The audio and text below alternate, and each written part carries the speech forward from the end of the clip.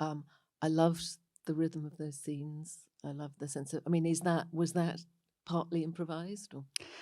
Improvised in a way, not in the sense that like, you're not on set improvising your own lines, but we had a lot of say over the dialogue before we would shoot the scenes. So, Brian and I did this on our own, I don't know, halfway through the pandemic outside, according to guidelines, of just, it's almost like therapy, but therapy for your character and, what they're going through, how they would react to something like that, which is especially really interesting when you're doing a fight and, like an argument scene and, how you would react, but but you don't have the same past traumas that this person does. And so it was improv in the sense that we talked it all out and then it was written up and then it was set, but not, on the day of.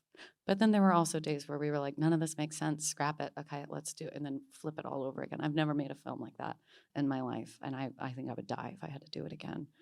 But it was obviously worth it.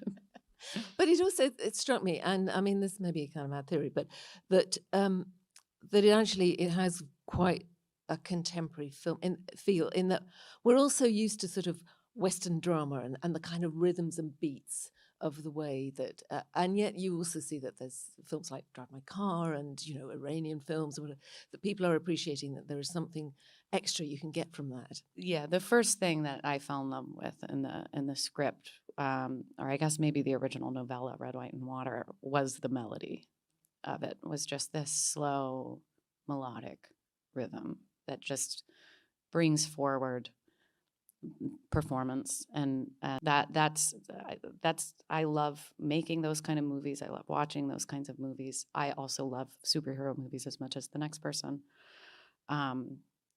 But yeah, it had been so long since I had read something with a melody like that.